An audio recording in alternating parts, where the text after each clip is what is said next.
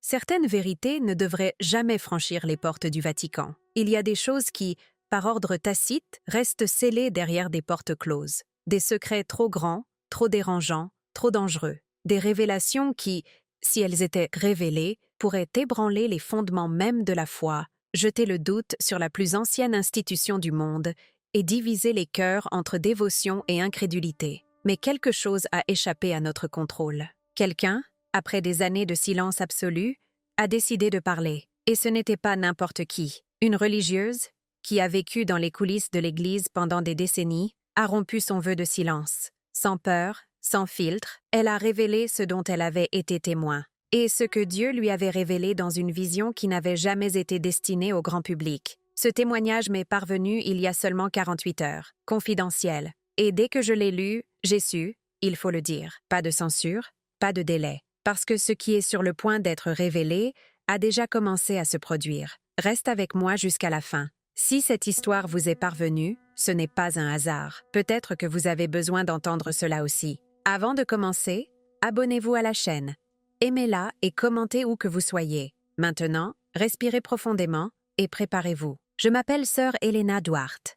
Et voici l'histoire du voyage qui a transformé ma foi et m'a emmenée au-delà des murs du Vatican. Je suis née en 1967 dans une petite ville tranquille de l'intérieur de l'Espagne. Ma famille était profondément catholique. Mon père était diacre dans notre paroisse et ma mère, une femme simple, vivait sa foi avec intensité et humilité. J'ai grandi parmi les chapelets et les bougies, parmi les litanies et les histoires de saints. Ces histoires m'ont fascinée. Miracles, martyrs, appels divins, tout semblait magique, réel, proche. Et donc, à l'âge de 13 ans, j'étais déjà sûre de mon chemin. Je voulais me consacrer à Dieu. Mes parents ont accepté ma décision les larmes aux yeux, mais aussi avec fierté. J'ai commencé ma préparation avec le soutien des prêtres locaux. Je savais que c'était un choix radical, renoncer à ma famille, à mes amis, à ma liberté. Mais en moi, il y avait une certitude qui brûlait.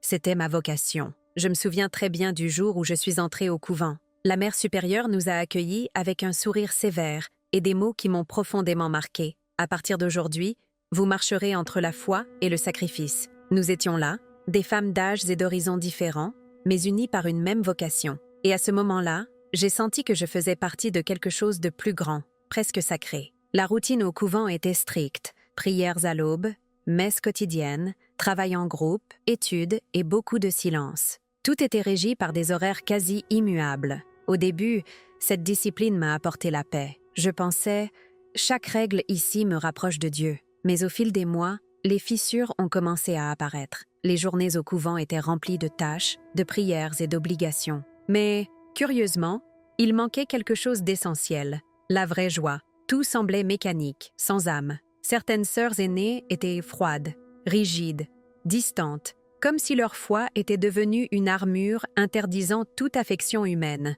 Il y avait des règles qui n'étaient pas dans les livres.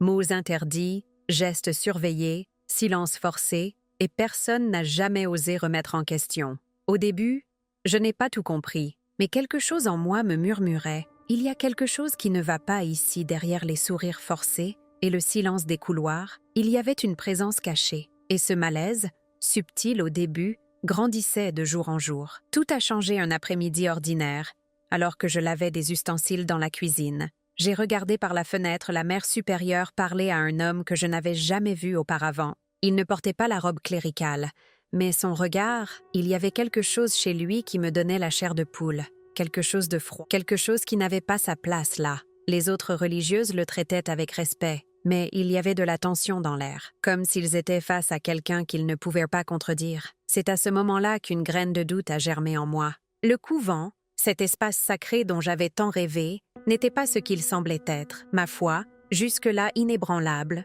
commença à trembler. Mais j'ai refusé d'abandonner. Je me suis dit, Dieu a un but, même si je ne le vois pas encore. J'ai continué à prier, même lorsque mon âme pleurait en silence. Ma foi était tout ce qui me restait. Et au fond de moi, je croyais que Dieu verrait mon cœur, même lorsque la peur menaçait de me réduire au silence. Au fil des semaines, j'ai commencé à remarquer d'autres fissures. La mère supérieure, qui à son arrivée m'apparut comme un exemple de charité et de dévouement, me révéla peu à peu un autre côté. Leur long silence, les murmures réprimandés dans le couloir, les ordres inflexibles. Elle n'a pas accepté les questions. La moindre erreur était punie avec une sévérité cruelle. Les pénitences, qui doivent nous rapprocher de Dieu, sont devenues des punitions. Des heures à genoux sur des pierres froides, jeûnes imposés sans aucune compassion, et, ce qui est encore plus effrayant, les jeunes sœurs étaient souvent punies sans explication.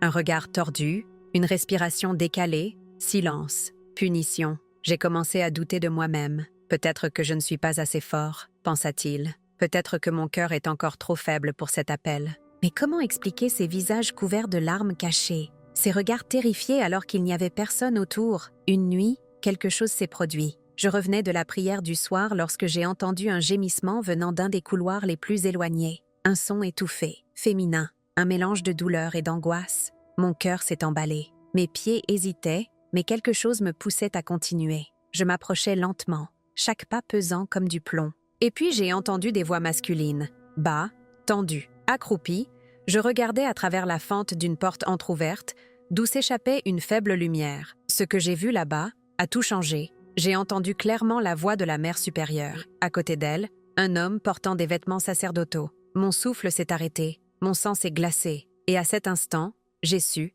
il y avait un terrible secret caché à cet endroit, et Dieu me préparait à y faire face. J'ai réussi à apercevoir le visage de l'homme et la confirmation m'a frappé comme un éclair. Était prêtre. Devant la porte, j'ai clairement entendu les pleurs d'une des sœurs. Je ne pouvais pas identifier qui c'était, mais j'étais paralysée. C'était comme si deux forces se battaient en moi. L'une me poussait à fuir immédiatement, et l'autre me maintenait immobile, comme si Dieu voulait que je voie. Dans cette nuit silencieuse, tout a changé. J'ai compris, pour la première fois, que les réunions et les rituels secrets au sein du couvent n'étaient pas seulement des actes spirituels. Une idée horrible a commencé à se former dans mon esprit. Et si quelque chose de mal se passait là-dedans? J'ai essayé de me convaincre que ce n'était qu'un malentendu. Peut-être qu'une sœur était malade, faible, avait besoin d'aide. Mais le regard de terreur que j'ai vu dans les yeux de cette femme, ce n'était pas de la douleur physique, c'était de la peur. Une peur que j'allais reconnaître à maintes reprises par la suite. Dans les jours qui suivirent, mon regard devint attentif, méfiant.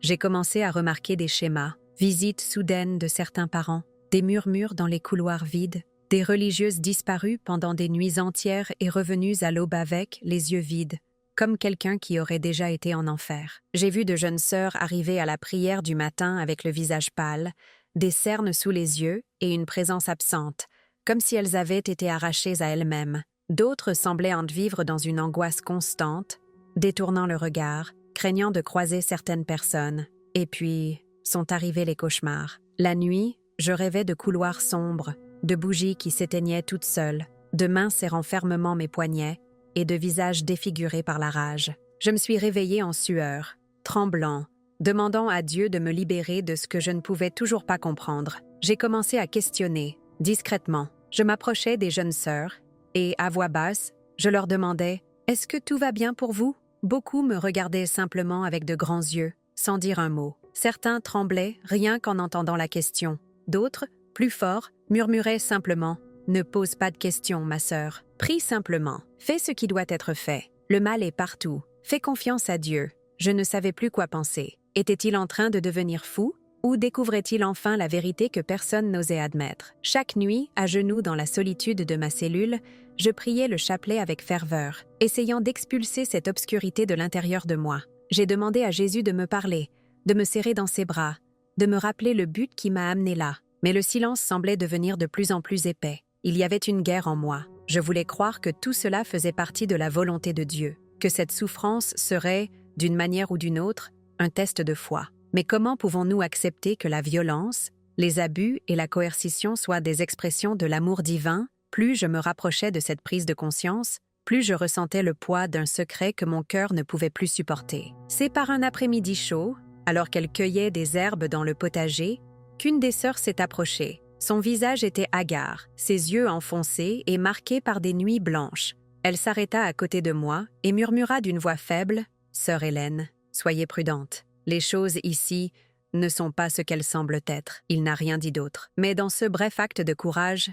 j'ai compris. Je n'étais pas seule. Cette petite étincelle de lucidité, allumée par quelqu'un qui a connu la terreur de près, a allumé une détermination en moi. J'ai commencé à prier plus intensément. J'ai demandé à Dieu de me donner du discernement, du courage et de la clarté. Peut-être que le Seigneur m'avait envoyé là-bas non seulement pour servir, mais pour voir. Peut-être, derrière les apparences, il y avait quelque chose qu'il voulait révéler au monde. Les murs du couvent, qui symbolisaient autrefois pour moi un havre de paix et de dévotion, m'apparaissaient désormais comme des murs froids qui cachaient un secret monstrueux. Il n'était plus possible de faire semblant de ne pas voir. Les yeux de certaines sœurs criaient la souffrance. Les larmes étouffées pendant la nuit ne pouvaient plus être ignorées. Cette nuit-là, sombre, étouffante et silencieuse, j'ai ressenti une envie irrésistible. J'avais besoin de prier, seul, loin de tout et de tous. D'un pas léger, flottant presque sur le sol de pierre, je traversais le couloir principal. Je portais une bougie allumée, un chapelet à la main et le cœur brisé. Je voulais entendre la voix de Dieu. J'avais besoin de sentir qu'il me voyait encore. C'est alors que j'ai entendu des murmures agités venant de la chambre de la mère supérieure. J'ai immédiatement soufflé la bougie et me suis approchée à travers l'ombre. La porte était entr'ouverte. À travers la fente, j'ai vu une scène qui allait me voler ma paix pour toujours. Un prêtre, sa soutane partiellement déboutonnée, était assis à une table. Son regard était sombre, presque prédateur. Devant lui, une jeune sœur que je connaissais à peine gardait les yeux baissés. Ses mains tremblaient. La mère supérieure se tenait à proximité, immobile, telle une statue de pierre. Mais dans sa posture, il y avait quelque chose d'encore pire que l'indifférence. Complicité. Le prêtre passa sa main sur le visage de la jeune femme d'un geste lent et maladif. Et puis il marmonna quelque chose qui m'a gelé à l'intérieur. « C'est ton sacrifice, ma fille. Le corps doit être offert pour purifier l'âme. » La mère conclut d'une voix dure. « Obéissez. C'est le signe de votre loyauté envers Dieu. » À ce moment-là, la réalité m'est tombée dessus. Derrière les vêtements saints et les paroles pieuses, il y avait un désir malsain caché de domination, une abominable distorsion de la foi. Je reculais de terreur. Mon coude heurta un petit banc contre le mur. Le bruit du bois résonnait comme le tonnerre dans le couloir sombre. Mon cœur s'est presque arrêté. J'ai essayé de me cacher derrière une porte latérale. Je retenais mon souffle, mon corps pressé contre le mur humide. Pendant de longues minutes, je n'entendis que des murmures décroissants et des pas étouffés. Ce n'est qu'après un long moment que je me suis aventurée à retourner dans ma cellule. Je n'ai pas dormi cette nuit-là. Les images de cette sœur sans défense, de la mère justifiant l'abus, du prêtre utilisant la foi comme excuse, tout ça m'a dévoré de l'intérieur. Je ressentais une immense culpabilité de n'avoir rien fait, d'être juste un spectateur de l'enfer à l'intérieur de la maison de Dieu. Comment était-il possible que, dans un lieu consacré, s'il commettait de telles atrocités, ceux qui étaient censés être des bergers étaient, en fait, des loups affamés et déguisés en sainteté. À partir de cette nuit-là, quelque chose en moi a changé pour toujours. Ma foi en Jésus n'est pas morte. Au contraire, est devenue plus ardent, plus désespéré. Avant de m'endormir, j'ai prié à travers mes larmes. « Seigneur, montre-moi une issue, donne-moi du courage, parle-moi, sers-toi de moi si tu le souhaites, mais ne m'abandonne pas dans ces ténèbres. » C'est au cours d'une de ces prières, par une nuit solitaire, que l'inattendu s'est produit. Agenouillé dans la chapelle, dans un silence total, des larmes coulaient sur mon visage comme pour effacer non seulement ma peur, mais aussi mon espoir. J'avais besoin d'un signe, quelque chose qui me disait que Dieu était toujours là, qu'il a vu, c'est ce qu'il ressentait. Et cela, malgré la pourriture, la lumière n'avait pas été éteinte. C'est alors que quelque chose d'inexplicable s'est produit. Soudain, une lumière intense m'enveloppa. Cela ne vient pas d'une seule direction. Elle semblait déchirer le tissu même des ténèbres, envahissant chaque recoin de la chapelle avec la force de 1000 soleils. J'ai senti une douce chaleur traverser mon corps, comme si j'étais accueillie par quelque chose qui n'était pas de ce monde. Mes jambes ont lâché et je suis tombée à genoux en tremblant. Je ne savais pas si je rêvais ou si j'avais traversé le voile de la réalité. Et puis, je l'ai vu. Avant moi, il y avait Jésus. Il n'y avait aucun doute. Son regard me transperça comme une flamme sereine, remplie de compassion, mais aussi d'une profonde tristesse, une douleur qui n'était pas la sienne, mais celle de toute l'humanité. Il n'a rien dit tout de suite, mais dans tes yeux, j'ai tout vu. J'ai vu l'amour qui guérit, j'ai vu le pardon qui embrasse, j'ai vu la douleur de tous ceux qui se sont détournés de la vérité. Et pendant un instant, tout le tourment en moi vient de disparaître. J'ai ressenti une vague d'amour si écrasante que j'en suis restée sans souffle. Mais avec cela, il y avait aussi une mélancolie impossible à décrire, comme s'il portait, seul, le poids des erreurs du monde entier. Quand il parla enfin, Sa voix ne semblait pas venir uniquement de l'extérieur. Elle résonnait en moi, comme un doux tonnerre qui remplissait tout autour. Ma fille, ils utilisent mon nom comme un bouclier pour justifier le péché. Ici et dans tant d'autres lieux de pouvoir, ils se sont éloignés de mon enseignement. Ils ont abusé de la foi. Ils blessent des innocents. J'ai ressenti un frisson. Vous avez vu l'obscurité qui se cache derrière les apparences sacrées. Mais n'ayez pas peur. Je l'ai choisi pour témoigner de la vérité. À ce moment-là, tous mes doutes se sont dissipés. Des images rapides et dérangeantes défilaient devant mes yeux. J'ai vu des prêtres sur des trônes d'or, entourés de luxe, plus préoccupés par leur propre statut que par le salut des âmes. Vous intriguez. J'ai vu des alliances construites autour d'intérêts malhonnêtes. J'ai vu des richesses cachées dans des chambres secrètes dans les coulisses de Rome. C'était comme si ma vision avait dépassé les couloirs du Vatican, révélant des jeux de pouvoir, une idolâtrie de position et l'abandon des humbles. Jésus a alors posé à nouveau son regard sur moi, un regard ferme, mais plein de tendresse. Proclamez ce que vous avez vu. Vous ne combattrez pas seul. Le chemin sera difficile, mais je serai avec toi. Soyez témoins de mon véritable évangile, afin que d'autres cœurs reviennent à moi. Et puis, en un clin d'œil, j'ai été enveloppée par une scène d'une beauté impossible à décrire. Un ciel infini, au ton qui semblait mélanger toutes les aurores du monde. L'air était pur, parfumé de fleurs que je n'avais jamais vues sur terre. Autour, voix angéliques chantaient des chansons douces comme l'eau qui coule entre les pierres. Créatures lumineuses et éthérées défilaient en louanges, leur présence rayonnant de paix. Je me sentais rassasié, heureux, comme si toute la souffrance du monde n'était qu'une ombre lointaine. Jésus m'a tenu la main et m'a conduit à travers un vaste espace. Mes toits de milliers d'âmes resplendissantes, réunies en parfaite harmonie avec le Créateur, certains enveloppés de lumière dorée, d'autres entourés d'une lueur blanche presque aveuglante. Mais ils partageaient tous le même sentiment, un amour éternel et absolu. Il n'y avait aucune peur, il n'y avait aucune douleur, il n'y avait que la certitude que là réside le véritable destin de l'existence humaine. Sans dire un mot, Jésus m'a montré les noms de personnes qui avaient sincèrement servi l'Évangile, des hommes et des femmes qui vivaient dans l'ombre, sans rechercher les applaudissements ni la reconnaissance terrestre.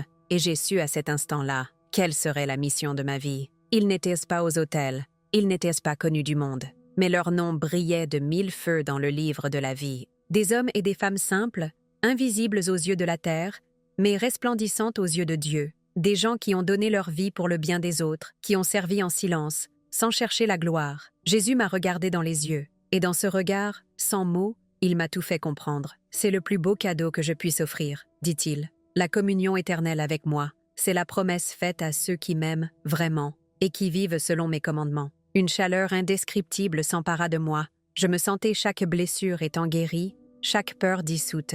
C'était comme si tous les vides de mon âme avaient été comblés par l'essence même de l'amour. Désormais, continua Jésus, marche avec la certitude de ce que tu as vu. Proclame que ma maison est ouverte à tous ceux qui cherchent la vérité. Mais rappelez-vous, l'apparence ne suffit pas. Il faut un cœur sincère. J'ai tourné mes yeux vers ce ciel infini avec une nouvelle force en moi. Je pouvais déjà sentir dans mon esprit le désir ardent de retourner dans le monde et crier au monde cet amour éternel. Je voulais que tout le monde sache ce qui m'avait été révélé. Mais ensuite, j'ai réalisé que le voyage n'était pas encore terminé. Jésus était toujours à mes côtés, mais maintenant son visage était marqué par une ombre de douleur. « Hélène, dit-il d'une voix ferme mais triste, pour bien comprendre la vérité, il faut aussi voir la place réservée à ceux qui l'ont rejeté mon amour. » En un instant, le sol semblait s'ouvrir sous mes pieds. J'avais l'impression d'être englouti par un abîme sans fin. La lumière a disparu. L'air est devenu dense,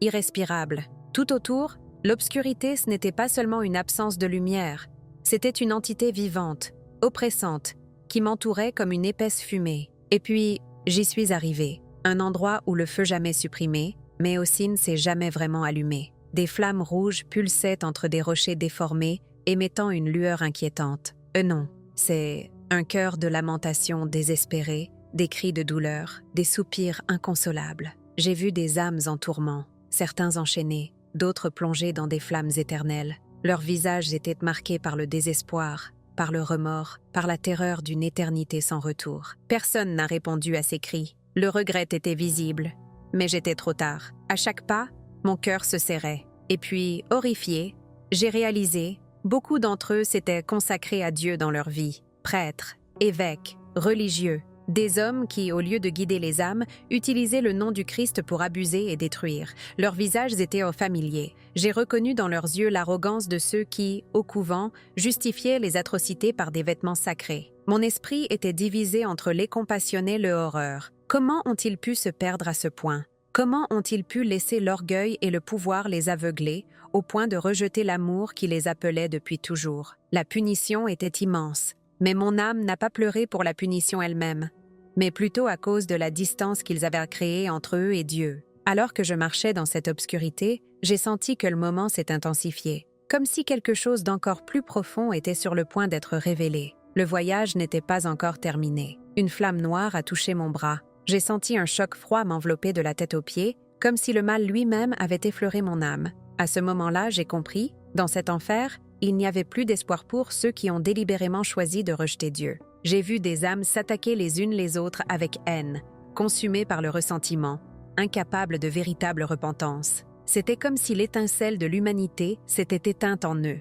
Jésus parla alors, d'une voix pleine de tristesse, mais ferme comme l'éternité. Tel est le sort de ceux qui me rejettent. Je ne les ai pas créés pour cet endroit, mais ils ont choisi, ils ont rejeté mon amour. Et là où il n'y a pas de regret, il ne peut y avoir de justice annulée. Ces mots m'ont transpercé. Ce n'était pas une punition imposée, c'était la conséquence naturelle d'une séparation volontaire d'avec Dieu. Des larmes coulaient silencieusement sur mon visage. J'ai pensé à combien d'âmes s'étaient laissées séduire par le pouvoir, la vanité, le plaisir, et maintenant vécues piégées dans un tourment sans fin. En un clin d'œil, j'ai été tirée en arrière. J'étais de nouveau dans la chapelle, épuisée, couvert de sueur, le corps tremblait. Mais je savais que cette vision, aussi terrifiante soit-elle, était nécessaire. Comment pouvons-nous proclamer la lumière sans avoir connu les ténèbres? Comment comprendre l'urgence de la foi sans avoir vu le sort de ceux qui vivent sans elle? Mon cœur, bien que blessé, avait été refait, comme si Dieu avait brisé le vieux vase pour en façonner un nouveau,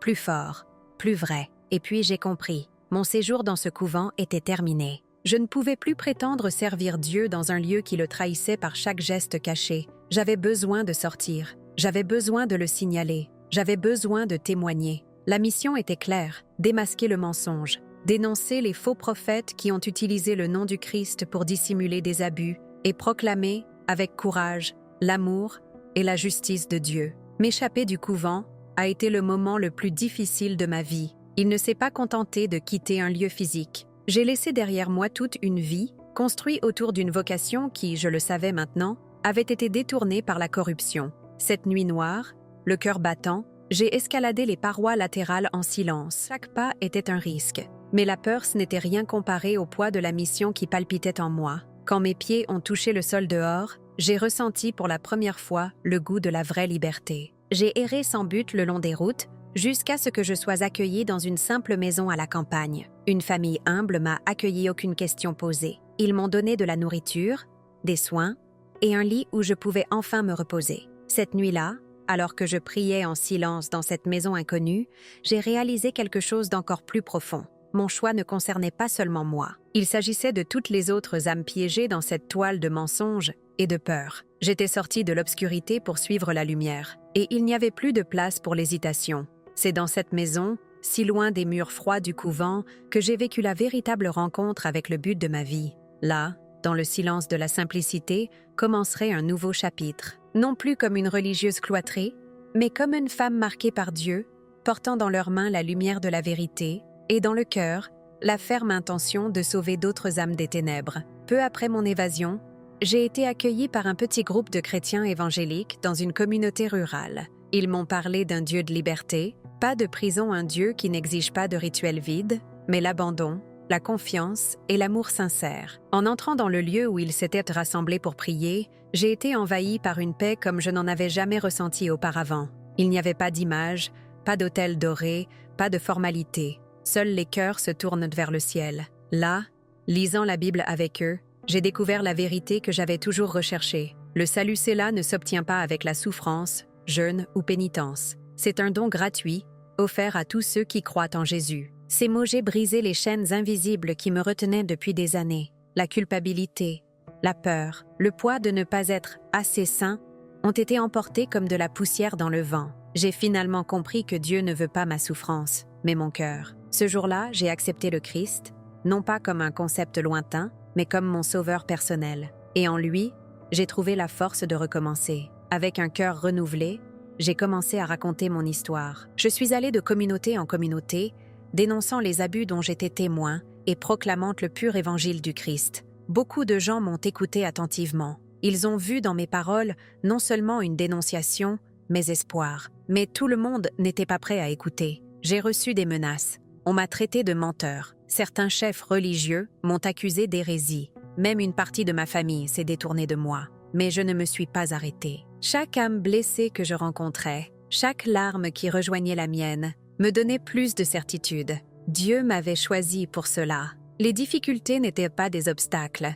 Ils étaient témoignages vivants de la puissance de la vérité. J'ai compris que suivre Jésus, c'est accepter le risque d'être rejeté. Mais ne soyez jamais seul. Mon départ du couvent n'était pas une fuite. Il était un appel à une plus grande mission. Montrer au monde que la vraie foi libère, elle n'emprisonne pas. Aujourd'hui, je sais qu'être chrétien, c'est bien plus que d'aller à l'église ou de suivre des traditions. C'est vivre une foi qui se transforme en action concrète d'amour, de pardon et de vérité. C'est à être lumière dans le monde, non pas pour imposer des croyances, mais pour refléter l'amour du Christ. S'il y a une chose que je veux laisser en témoignage, c'est celle-ci. Les chrétiens doivent être différents. Nous devons être un refuge, pas une prison. Une maison où les blessés trouvent la guérison. Ce n'est pas un endroit où les blessures sont cachées par peur. Nous devons arrêter de juger, de manipuler et de diviser. La croix n'est pas un outil de pouvoir, c'est un symbole de sacrifice et de rédemption.